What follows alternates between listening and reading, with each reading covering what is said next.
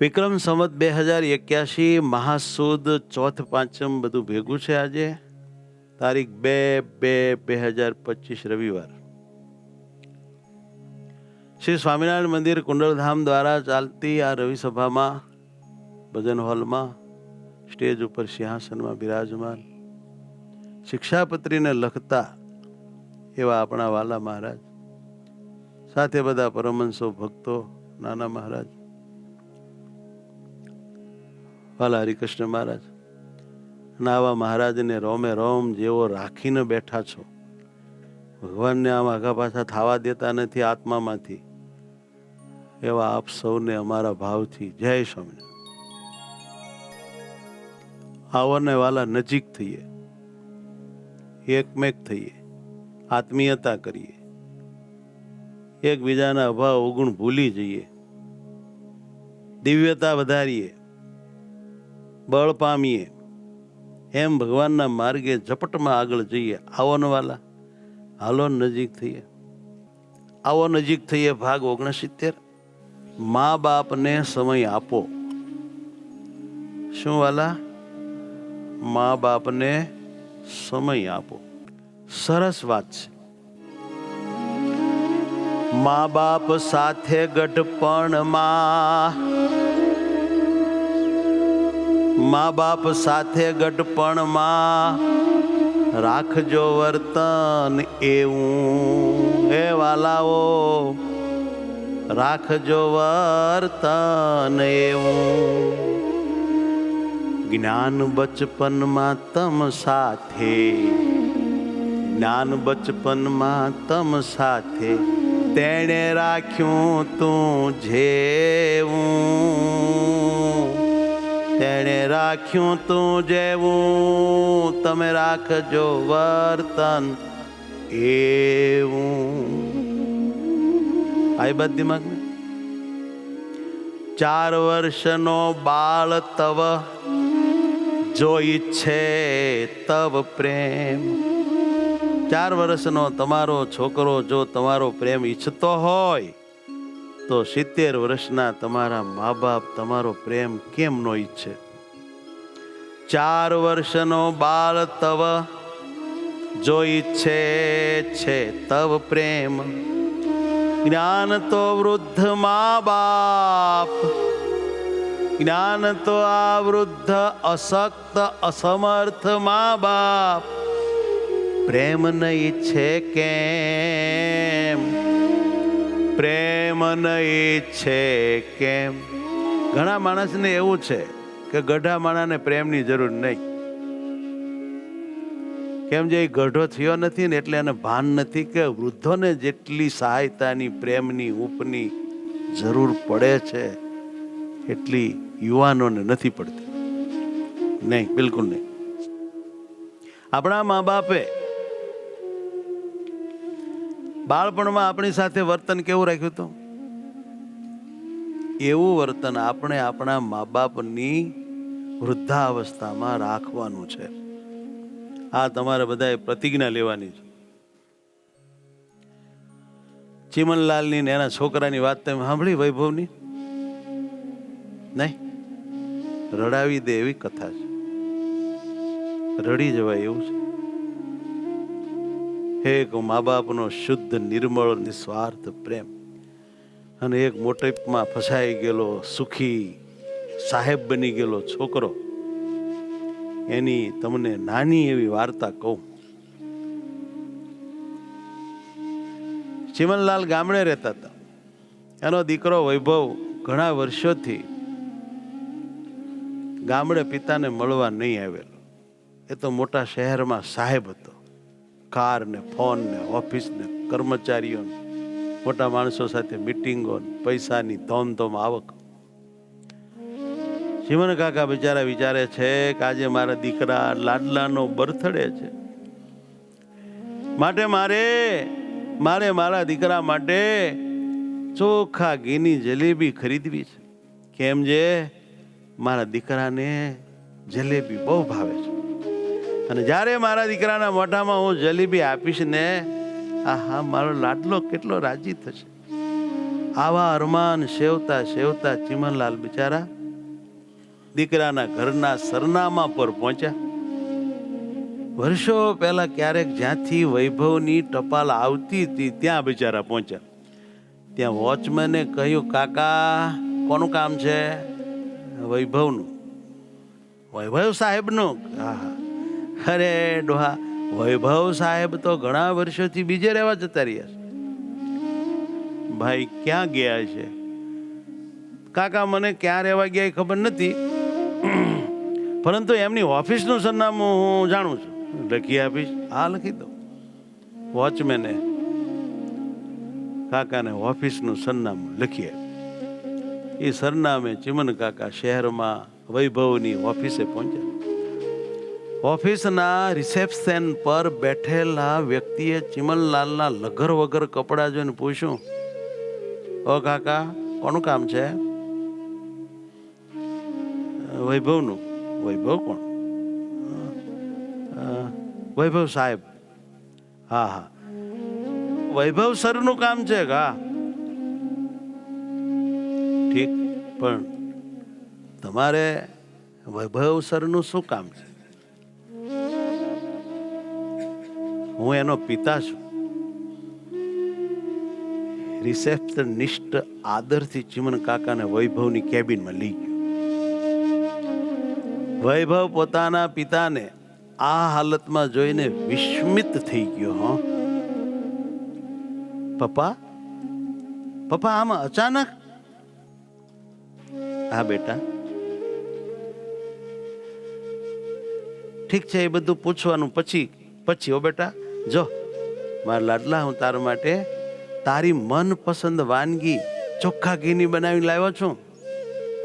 આમ કહી ચીમન કાકા હાથમાં એક જલેબી લઈ વૈભવનો આજ બર્થડે હોવાથી એના મોંમાં મૂકવા જ્યાં આમ ગયા, ત્યાં વૈભવ કે ના ના ના ના પપ્પા, રવા દો. તમને ખબર ના હોય, હમણાં હું ડાયટિંગ કરું છું, વજન વધી જાય. એમ કહી ચીમન કાકાનો હાથ આમ પાછો ઠેલી દીધો. ત્યાં વળી બાજુમાં રહેલા ફોનની રિંગ વાગી એટલે ફોન લઈને વૈભવ તો ફોનમાં વળી ગયો. ચીમન કાકાની ભાવનાનું મરણ થઈ ગયું. તેમની આંખમાં આંસુ આવી ગયા. પણ ફોનમાં વ્યસ્ત વૈભવ પાસે આ આંસુ જોવાનો સમય નહોતો. એટલું નહીં, આમ હામુય જોતો નહોતો. આંસુ જોવાનો સમય નહીં તો આંસુ લૂસવાનો સમય એની પાસે ક્યાંથી હોય? પૈસો હોય એની પાસે, બીજું ન હોય.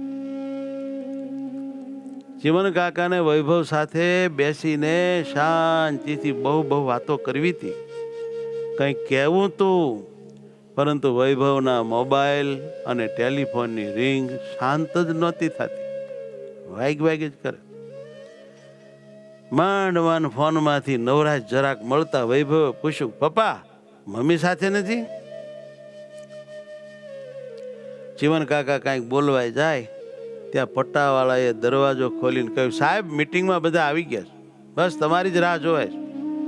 કાકાને તો કાંઈ બોલવાનો વખત જ ન મળ્યો, સમય જ ન મળ્યો. સાહેબ તો ઊભા થઈને હાલતા થયા. હા હાલો, મીટિંગમાં આવી ગયા. ઓફિસની કેબિનમાં બેઠેલા એકલા બેઠેલા ચીમન કાકા બિચારા ભૂતકાળના સંસ્મરણોમાં ખોવાઈ ગયા. તેમને એ બધા દિવસો માંડ્યા યાદ આવવા કે કેવી રીતે તેમણે પેટે પાટા બાંધી દીકરા વૈભવને ભણાવ્યો હતો. વૈભવ જ્યારે નાનો હતો ત્યારે તેની સાથે થોડો વધારે સમય પસાર કરી શકાય તે માટે કારખાનામાં રિસેસના સમયમાં પણ ફટાફટ કામ પૂરું કરી ચીમન કાકા જલ્દી ઘરે પહોંચી જતા, દીકરાને રમાડતા, હસાવતા. કાકાને યાદ આવે છે. અને વૈભવને જ્યારે એકવાર ડેન્ગ્યુ થયો ત્યારે કેવી રીતે હું અને વૈભવની માં 5 દિવસ સુધી ઊંઘ્યા વગર એની પાસે ને પાસે હોસ્પિટલમાં રહ્યા હતા. આવા કાકાને વિચારો આવે છે. જે સંતાનોના સુખ માટે મા બાપે જિંદગીની ક્ષણે ક્ષણ ઘસી નાખી, એ જ સંતાનો પાસે આજે મા બાપ માટે સમય નથી. જે સંતાનોના માટે એના મા બાપે જિંદગીની ક્ષણે ક્ષણ ઘસી નાખી, એ જ સંતાનો પાસે આજે મા બાપ માટે સમય નથી. કાકા તો એકલા બિચારા ઓફિસમાં બેઠા બેઠા આખો દી વિચારતા રહ્યા. એ સાંજના 6 વાગી ગયા, આમનામ જોયા કરે. મારો વૈભવ ત્યાં પટ્ટાવાળો આવ્યો. કાકા, ભાઈ મારા વૈભવ સાહેબ તો મીટિંગમાંથી સીધા એરપોર્ટ જતા રહ્યા છે. એરપોર્ટ જતા રહ્યા? હા, એમને કાંઈક અગત્યનું કામ હતું કાકા. તમારા માટે મેસેજ મોકલાવ્યો છે કે પપ્પાને કહેજો કે સોરી પપ્પા, આ વખતે થોડો બીજી છું, ફરી ક્યારેક આવશો ત્યારે મળશું. ચીમનલાલ ઓફિસેથી નીકળી ટ્રેન પકડી ગામડે જવા પાછા રવાના થયા. પાછળથી વૈભવને પોતાના પિતા સાથેના પોતે કરેલા વિચિત્ર વર્તાવની થોડી શરમ આવી. તેથી એના મનમાં એમ થયું કે લાવીને હવે પપ્પાને ગામડે મળી આવું. ઘણા વર્ષથી ગયો નથી ને અહીં આવ્યા તો બહુ મળી ન ગયો. હવે ગમે એમ તો બાપ છે. પાછળથી વૈભવને પોતાના પિતા સાથેના પોતે કરેલા આ વર્તનની શરમને કારણે થોડા સમય બાદ વૈભવ એક દિવસ પિતાને મળવા એકલો જ ગામડે નીકળી પડ્યો. તે પોતાના ઘરે પહોંચ્યો ત્યાં તો જાણવા મળ્યું કે આ ઘર તો કેટલાય વર્ષોથી વેચાઈ ગયું છે અને ચીમન કાકા તો ખાલી પડેલી જૂની એક સરકારી સ્કૂલમાં એક કોટડીમાં રહે છે. વૈભવ ત્યાં પહોંચ્યો તો જોયું કે ચીમન કાકા એક અંધારિયા જર્જરિત ઓરડાના ખૂણામાં ગોદડી ઉપર ટૂંટિયું વળીને સૂતા હતા. દીકરો આ જોઈને દંગ રહી ગયો. એને પૂછ્યું, પપ્પા તમે અહીં કેમ અને મમ્મી ક્યાં છે? બેટા, તને ભણાવવા માટે મેં ઘર ગીરવે મૂક્યું હતું. તારા ભણવાના ખર્ચા માટે ઘર ગીરવે મૂકી દીધેલું, પરંતુ તારી માના ઘરેણા વેચીને પણ હું એ ઘરને ના છોડાવી શક્યો તે ના છોડાવી શક્યો. છેવટે એની હરાજી થઈ ગઈ, ઘર વેચાઈ ગયું. પછી તારે જ્યારે નવી કાર લેવી હતી તે સમાચાર મોકલ્યા ત્યારે મેં જમીન પણ વેચી દીધી અને એ પૈસા તને કાર ખરીદવા આપી દીધા. અને ત્યારથી દીકરા બીજો કોઈ આધાર ન હોવાથી હું અને તારી માં અહીં રહેવા આવતા રહ્યા. દુનિયામાં ફક્ત મા બાપ જ એક એવી વ્યક્તિ છે કે જે સંતાનોની ઈચ્છાઓ પૂરી કરવા પોતાની તમામ ઈચ્છાઓ દબાવી દેતા હોય છે, પણ સંતાનો પછી મા બાપની નાની એવી ઈચ્છા પૂરી કરવા એ સમર્થ હોતા નથી. ઠીક પપ્પા, પણ મારી મમ્મી ક્યાં? બેટા, તારી મમ્મીએ તો 4 વર્ષ પહેલા જ કોરોનામાં વિદાય લીધી. તને ખૂબ યાદ કરતી હતી બિચારી. એની એવી ઈચ્છા હતી કે મારા વૈભવને હું ચોખા ઘીની જલેબી જમાડું. અને એટલા માટે જ હું મારી મરણ મૂડી એવી મારી લગ્ન સમયની એક ઘડિયાળ મારી પાસે હતી એ વેચીને તારા માટે ઘીની જલેબી લાવ્યો તો. પરંતુ તું તો આટલું કહેતા ચીમન કાકા ધોધમાર રડી પડ્યા, પછી બોલી ન શક્યા. મા બાપ સાથે ગઢપણમાં રાખજો વર્તન એવું. એ સંતાનો તમે રાખજો વર્તન એવું. જ્ઞાન બચપનમાં તમ સાથે તેણે રાખ્યું તું જેવું, તમારા મા બાપે રાખ્યું તું જેવું એવું વર્તન તમે ગઢપણમાં રાખજો. 4 વર્ષનો બાળ તવ જો ઈચ્છે તવ પ્રેમ. જ્ઞાન તો વૃદ્ધ મા બાપ પ્રેમ ન ઈચ્છે કેમ. બેટા, તારી માં નથી વળી કાકા કહેવા માંડ્યા, દીકરા તારી માએ રડતા રડતા એમ કહ્યું તું, જલેબી મારા વૈભવને ખવાડજો. બેટા મને અને તારી માને તને મળવાની ખૂબ ઈચ્છા થતી હતી, પરંતુ તું તો તારા પરિવાર અને તારી કારકિર્દીમાં અમને હાવ ભૂલી જ ગયો. હું સમજુ છું કે આજના યુગમાં તમારે ખૂબ જ કામ હોય છે, પરંતુ બેટા અમારે તો તારી પાસેથી ખાલી 2 મિનિટ જોઈતી હતી, 2 મિનિટ. આટલું બોલતા ચીમન કાકાને હાર્ટ એટેક આવી ગયો.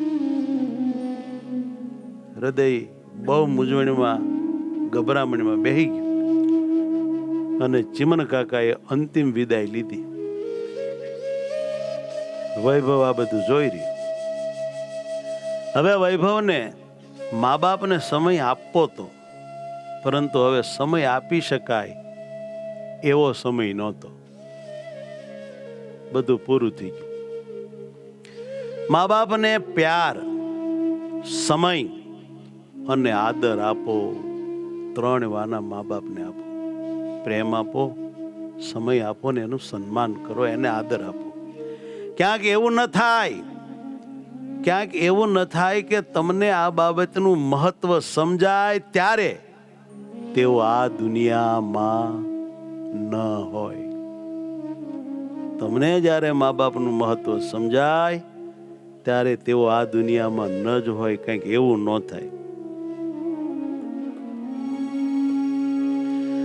જરૂર હોય બાળકને મદદની જ્યારે જ્ઞાન, જરૂર હોય બાળકને મદદની ત્યારે જ્ઞાન, એ જરૂર હોય બાળકને મદદની જ્યારે જ્ઞાન, જરૂર હોય બાળકને મદદની જ્યારે જ્ઞાન.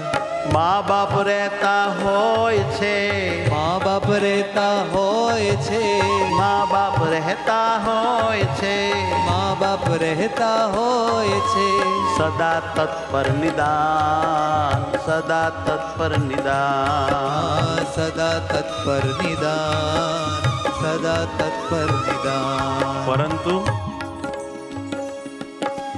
પરંતુ જ્યારે મા બાપને જરૂર હોય છે જ્ઞાન, પરંતુ જ્યારે મા બાપને જરૂર હોય છે જ્ઞાન, પરંતુ જ્યારે મા બાપને જરૂર હોય છે જ્ઞાન, પરંતુ જ્યારે મા બાપને જરૂર હોય છે જ્ઞાન, ત્યારે સંતાન રહેતા નથી, ત્યારે સંતાન રહેતા નથી, ત્યારે સંતાન રહેતા નથી, ત્યારે સંતાન રહેતા નથી. સદા તત્પર નિદાન, સદા તત્પર નિદાન, સદા તત્પર નિદાન, સદા તત્પર નિદાન.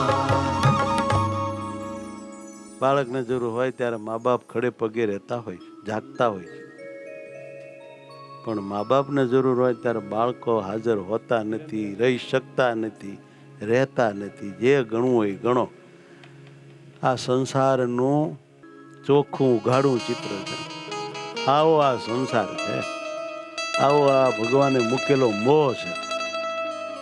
આમ નામ કેટલાય જન્મા આમ નામ મરી ગયા, પણ કોઈએ પોતાના આત્માનું કલ્યાણ ન કર્યું. બોલો, ત્યારે મને આનંદ થાય છે કે આ કુંડલમાં 2 જેટલા બાપાઓ રહે છે એને શાબાશ છે. ક્યાંય ભગવાનનો સંતોનો પ્રેમ પામ્યા, આનંદથી અહીંયા સેવા ભજન સાધના કરી આત્મકલ્યાણનું કામ કરે. વેતરણવાળા બાપાઓ ઘર સંસાર પરિવારનું બધું પૂરું કામ કરી વહેલાસર નિવૃત્ત થઈ અને મનુષ્ય જન્મનું સાચું ફળ જે મોક્ષ પ્રાપ્તિ, ભગવત પ્રાપ્તિ, એને માટે જિંદગીનો છેલ્લો ભાગ આખોય કાઢીને વ્યવસ્થિત ઉપયોગમાં લઈ લીધો. માટે હું આને બુદ્ધિશાળીમાં બુદ્ધિશાળી માણસો કહું છું. બાકી આ સંસારમાં તો કોઈ કોઈનું નથી રે, કોઈ કોઈનું નથી રે. અલ્યા નાહક ના મરો બધા મથી રે, કોઈ કોઈનું નથી રે, કોઈ કોઈનું નથી રે. પણ 2 હાથ જોડીને વિનંતી તમને બધાને છે કે તમારા મા બાપને સમય આપજો, પ્રેમ આપજો, આદર આપજો, એમનો અંતરનો આશીર્વાદ લેજો. બધાને ભાવથી જય સ્વામી.